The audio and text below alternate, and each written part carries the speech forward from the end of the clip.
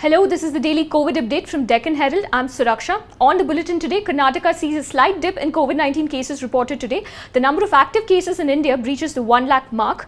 And Deputy Chief Minister Ashwath Narayan joins us to tell about the state's preparedness to deal with the rise in cases going ahead. But first, a look at the daily figures. India currently has more than 1 lakh active COVID-19 cases, a half of the total cases reported since January this year. The death toll has climbed to just over 6,000. India's drug regulator, the Central Drug Standard Control Organization, has granted US pharma giant Gilead Sciences marketing authorization for its antiviral drug remdesivir for restricted emergency use on hospitalized COVID-19 patients in view of the crisis posed by the pandemic. The drug has been allowed for restricted emergency use for treatment of suspected or laboratory confirmed cases of COVID-19 in adults and children hospitalized with severe symptoms, subject to several safeguards. Gilead Sciences had on May 29th applied for marketing authorization for remdesivir in India. Meanwhile, the applications of two Indian pharmaceutical companies, Cipla and Hetero Labs, seeking permission to manufacture and sell remdesivir in India is still under consideration. Gilead Sciences Incorporation has entered into non-exclusive licensing agreements with pharma firms, including three domestic majors, Cipla, Jubilant Life Sciences and Hetero, for manufacture and distribution of remdesivir. The Indian Council of Medical Research had earlier said antiviral medication remdesivir, which was used during the Ebola outbreak, may inhibit the SARS-CoV-2 replication, and research on its efficacy in the treatment of COVID-19 is a part of WHO's Solidarity trial. Meanwhile, the medical journal Lancet has begun probing the hydroxychloroquine study, on the basis of which WHO stopped the HCQ trial. India had formally raised objections to the controversial study. The Union Health Ministry continues to advise HCQ even though it has been stopped by the World Health Organization.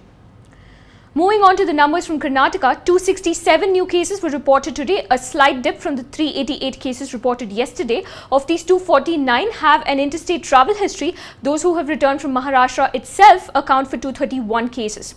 All the cases from Kalburgi, Udupi, Raichur, Mandya, Yadgir, Dakshina Kannada, Shimoga, Bagalkote, Bengaluru Rural and Dharwad are those who have come into Karnataka from Maharashtra. The other districts have reported cases from other states such as Tamil Nadu, Rajasthan, Bihar and Gujarat. Apart from these, other cases are contacts of previously diagnosed patients, containment zones, and two have presented with SARI. An 80-year-old woman from Davangere passed away on May 29th, but her details were released today. With this, Karnataka has recorded over 4,000 cases of the novel coronavirus this year. The state currently has 2,494 active cases.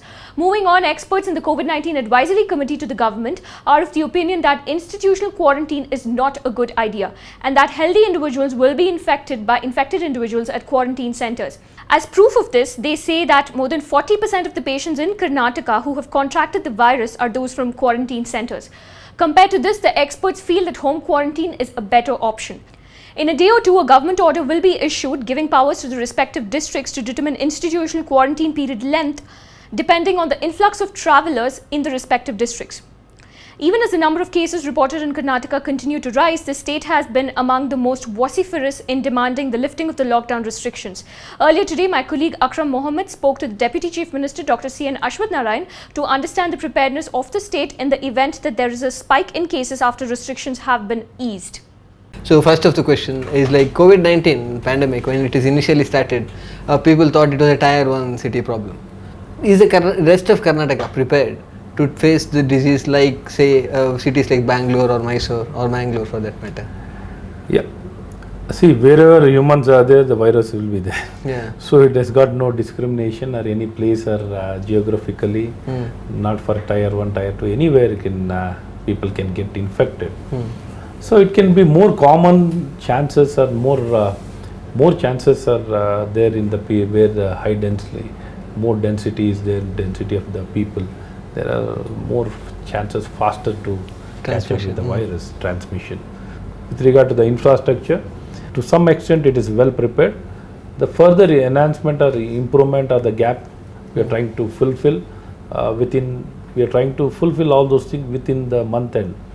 If not within the month end, at least before first week or second week of July, sir. Probably, I think everything they are providing of oxygen facility, it's all first line now.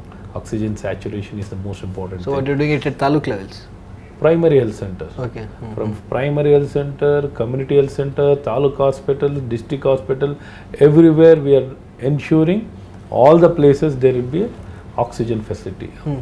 Considering cases are on the rise and now we are looking at easing norms, how will it be of help, like lifting norms when cases are on the rise?